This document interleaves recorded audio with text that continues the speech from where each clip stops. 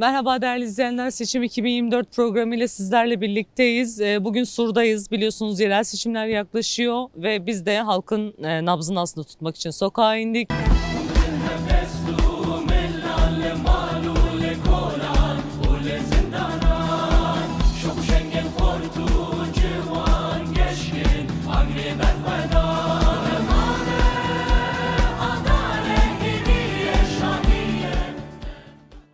HDP biliyorsunuz isim değiştirdi, DEM Parti oldu. Bir önceki seçimlerde Sur'da %60 oy almıştı. Bu seçimde ne kadar alır?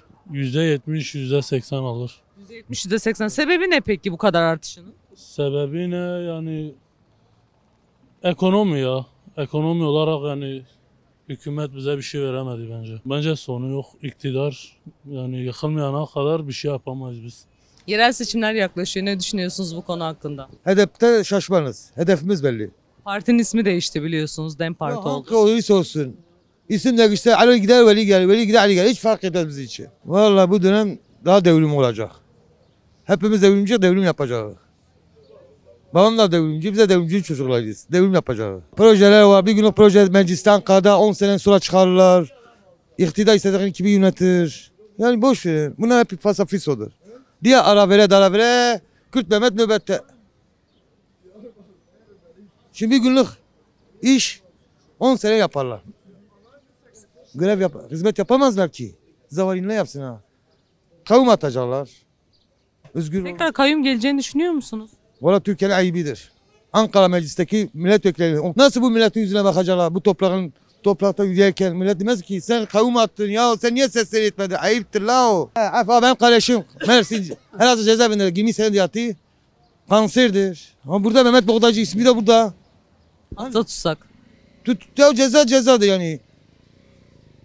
Yani mergamete bir olay yaptı. İşte cezaevindedir. 20 senedir kanserdir. Elazığ cezaevinde ben isimle su isimle veriyorum. Bu ülkede nasıl yaşanır? Yaşayacağım ülke değil ki. 20 senedir cezaevindedir. Kanserdir. İsmini su ismi de veriyorum, gitsin baksınlar. Adalet Bakanı nerededir? Bu ülkenin sahibi nerededir? Hani biz insanlıksa birbirimizi sevmek mecburiyetindeyiz. Ali Paşa nedir? Fatih Paşa nedir? Mehmet Han'ı tanıyorum, o değil mi Osman'ı tanıyorum. İkimiz de kardeş olmuş. Hani kardeş? Kardeş ise o zaman kardeş gibi yaşa. Kardeşlik ise o zaman herkes evinde. Ya şimdi beklentimiz nedir? Bir hizmettir. Hizmete kimine geçer? Mecliste çıkar. Meclis istese bir günlük işi, sen dedim ya. Bir günlük işi bir güne çıkarır. Bir günlük işi 10 senede çıkarır. Çöptür, çöpümü de temizlerim. Boyumu verdim, rezil olmayayım. Suysa suyu herkes getirir. Parksa parktır. Şimdi belediyecilik ne demektir? Şehri temiz tutmaktır. Fakülte açamaz ki. Sanayi açamaz, fabrika açamaz. Bunu belediye yapamaz ki. Belediyenin işi bellidir. Çöptür, temizliktir, parktır. Hizmettir. Bir insanın, bir kişinin aklını 10 bin kişi iyiyse, bir insanın 10 bin kişinin aklını iyiyse o zaman o belediyede değil. Sistemdir.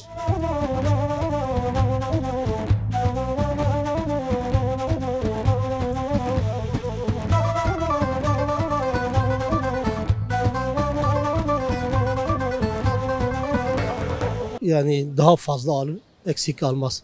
Çünkü çok tepki var. Kayyumlara çok tepki var. Bir de bir haksızlıktır. Benim irademi gasp ediyorlar. Madem ki seçim yapıyorlar, irademi kullanmak için bizden niye yani kayyum atıyorlar? Bir haksızlıktır yani. Herkes bu tepkiyi gösterecekler yani. Bir şey kalmamış ki ekonomi yani hepsini satmışlar. Yani bence %60'ın daha üzerinden alır. Çünkü ben köyde kalıyorum.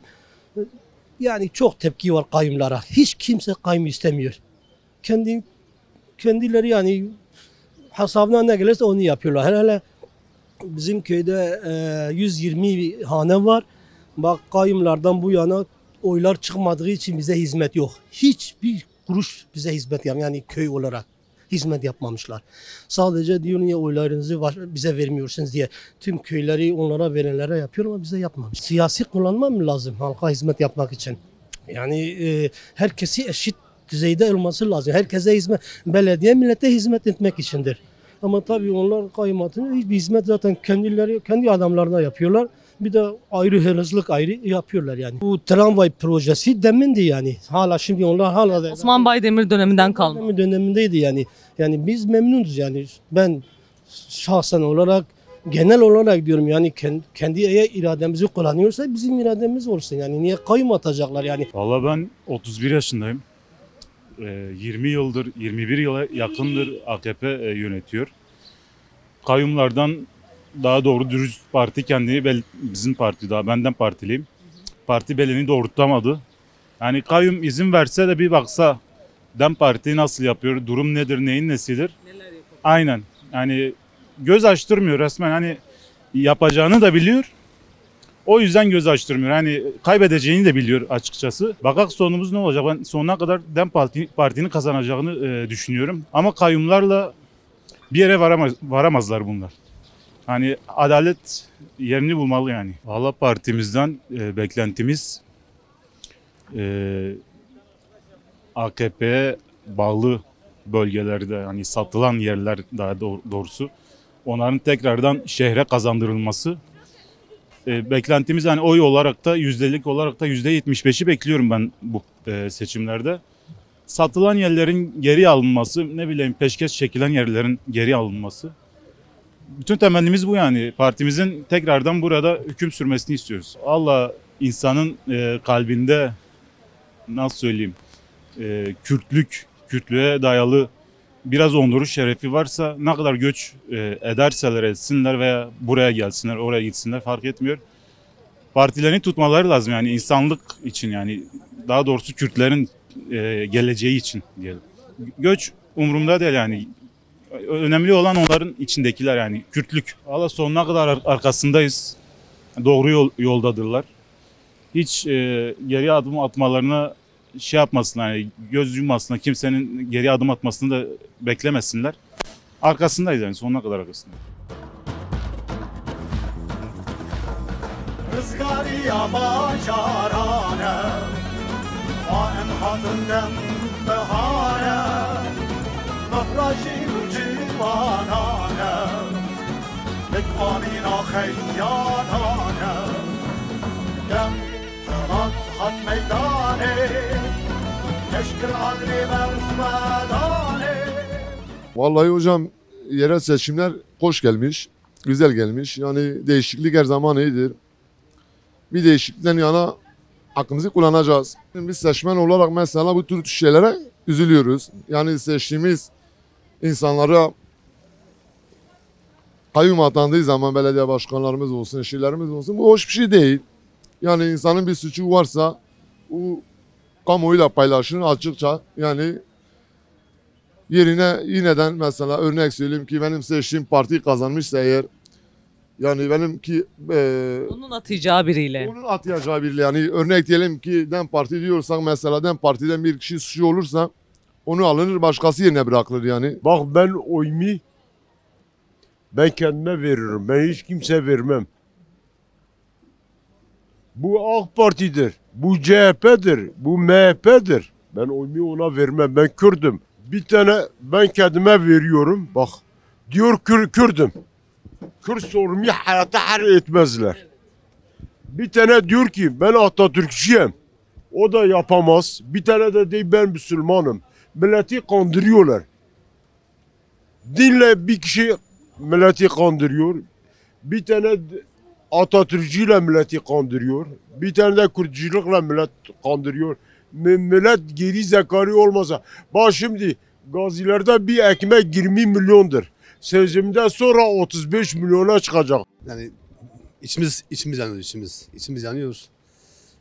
Şu son zamanlarda yani artan zamdan çok şikayetçiyiz. Yani geçim zor. Yani ne söyleyebilirim ki artık yani. Seçimin hiçbir anlamı kalmıyor yani bizim için.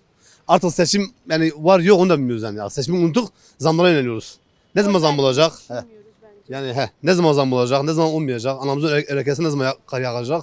Onu düşünüyoruz yani. Eyvallah. 3 çocuk sahibiyim. Otobüs şoförüyüm, yollardayız. Mazot 15-50 milyon. Gerisini sen düşün artık. Ya. Ne diyeyim ben size? Yani halkın gündemi şu an bir sonraki gelecek zammı düşünmekle geçiyor. Yani ortam belli zaten. Zamlar bayağı bir yani ortamı sallıyor zaten. Yazı günah yani şimdi biz geçimizi kıl kanat yapıyoruz ama bunu anlayan kişi de var. Neden Günde bulunmuyor bir zamlar? ekmek evine ekmek götürmeyen bir insan var ya. Yani yazı günah. Başka bir şey demiyoruz yani. Her şey gözünün önünde, herkes bunu görüyor, kimse kör değil. Kimse kör değil. Hele Diyarbakır'a 4 kez para gelmiş, tramvay için geri gitmiş. Urfa'nın şehir hastanesi, Diyarbakır Şehir Hastanesi birlikten temel atıldı. 2000'lik yataklı hastane bitti Urfa'dan, burada da temel yok. İsyanım bunların yalancısı. Bak, bunu belediye başkanı seçmişler değil mi? Çıkartır 100 milyon para cebinden çıkartıyor, çocuğa veriyor, diyor sen bu simiti dağıt, çocuğun simiti 1 milyardır. Utanmıyorsun. Ben bu adamı tanıyorum ya bu çocuğumu tanıyorum. Ne onu tanıyorum, ne onu tanıyorum.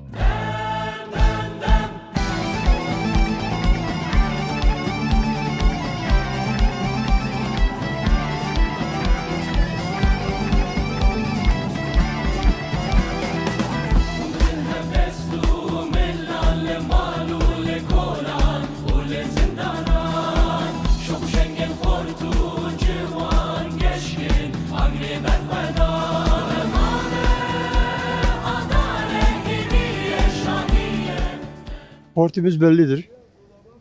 Hangi parti? Dem olmaya. Şimdi hani bunu uzun uzadıya şey etmek lazımdır. Biliyorsunuz bu şeyin zamanında çok acı çekti bu. Kürt halkı çok acı çekti. Yani AK Parti'de çok acı çektik. Yani, faali meşru cinayetler işlendi, sürgünler işlendi, cezaevlerine suçsuz insanlarımız yatıyor, kavgalar atıldı. Yani çok büyük ızdıraplar çektirdiler bize. Onun için de hep güçlenmiş düşünüyorum. Çok iyi olacak. Bu seçimde hepsini göndereceğiz. Yani iyi olacak inşallah. Mesela ben İstanbul seçmeniyim. Hani 2019'da orada partinin göstermiş olduğu Ekrem İmamoğlu'nu destekledik. Hani mecburen oy verdik. Bu sene zaten yine orada oy kullanacağım. Parti zaten adayını belirledi. Hani halk da bunu istiyordu, kendi adayımızla seçime girelim diye. Kendi adayımızı destekleyeceğiz. Ondan sonra bölgede ise işte kayyumları göndereceğiz. Yine belediyelerimizi alacağız. Buradan da bir mesaj verelim kayyumlara o zaman. Emanetimiz olan belediyeleri almaya geliyoruz. Şimdi burada zaten bellidir. Kürt halkı DEM'den başka kimse alamaz. Eğer DEM de kendi arasında iyi bir başkan çıkartırsa, toplumda güvenilir bir insan çıkartırsa biz kimseye kaptırmayız. Ama önce birlik ve beraberlik olmamız lazım. İlk önce CHP'den ayrılmamız lazım. CHP'miz aramıza mesafe koymamız lazım. CHP'de bize hayır gelmez. Bugüne kadar gelmemiş ve gelmez de. Şimdi koşullar bulundurarak %75'i aşmamız lazım. Eğer %75'i aşamıyorsak bir başarı sayılmaz. Anladın mı? Çünkü burası bizim memleketimiz. Bizim kalemiz yani. Düşünebiliyor musun? Bir Osmaniye'de MHP'den başka kimse alamıyor. En yükseğini alıyor. Bugün Diyarbakır'da DEM alamıyorsak, %75 oy alamıyorsak yani boştur yani. Biz çıtayı yükseltmemiz lazım. Bu Türkiye'nin bir gerçeğidir. Bir adam belediye başkanı alamıyor, bölgeyi alamıyor. Çıkar var, rant var. Ne yapacak? Kayyum atacak. Ama biz buna mücadele edeceğiz. Boyun eğmeyeceğiz.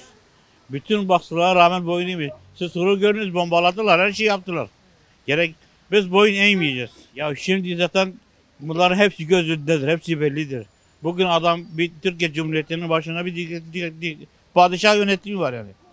Yani bugün Türkiye Cumhuriyeti'nden bir insan çıkıp da padişah çıplaktır diyemiyor.